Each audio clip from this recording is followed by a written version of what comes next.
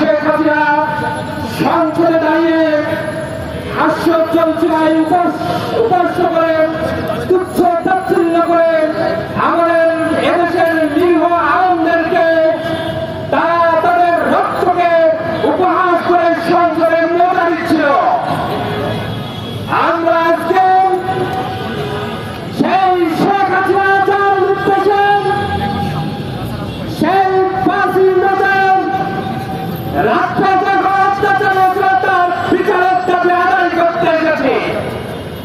আমরা এখানে এসেছি শেখ হাসিনা সহ সেই সময় যারা শেখ হাসিনার আদেশকে বাস্তবায়ন করেছিল তাদের বিচারের দাবি নিয়ে। কিন্তু দুঃখজনক বিষয়, আজও আমরা এই শাপলা চত্বরের গণহত্যার কোন তদন্ত কমিশনের মুখ দেখতে পেলাম না। এদেশে কত ধরনের তদন্ত কমিশনার হয়, কত ধরনের কমিশন গঠন হয়, কিন্তু এদেশের আলেমদেরকে যে হত্যা করা হয়েছে তার কোন তদন্ত কমিশন আমরা দেখতে পাই না। আমরা দেখতে পাই না 21 অক্টোবর বাংলাদেশ ইসলামী ছাত্র শিবিরের অপরাধে নির্মম অত্যাচার ছিল তার কোন তদন্ত কমিশন। আমরা দেখতে পাই না সাক্ষীরা সহ সারা বাংলাদেশে যেভাবে করে গণহত্যা চালিয়েছিল তাদের বিরুদ্ধে তদন্ত কমিশন আমরা দেখতে পাই না। বরঞ্চ আমরা কি দেখতে পাই, তৎকালীন সময়ে যারা বুলডোজারের আবিষ্কারক সেই নাজমুল হাসান, সে আজকে পানি সম্পদ মন্ত্রণালয়ের সচিব হয়ে দাঁড়িয়ে আছে।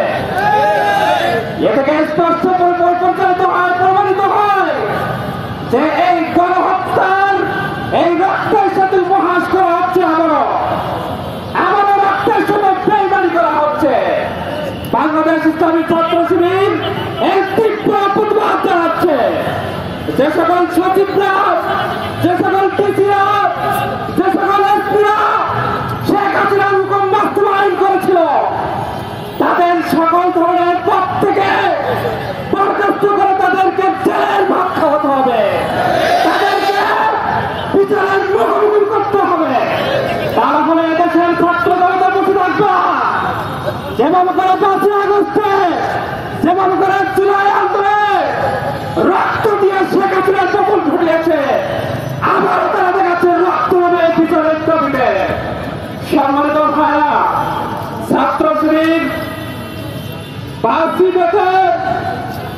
এখানে ইসলামের পক্ষের শক্তিতে 2013 সালে এখানে দাঁড়িয়েছিল, তারা এখানে শ্রম দিয়েছিল, তারা এখানে ত্যাগ তিতিক্ষার নতুন রেখেছিল।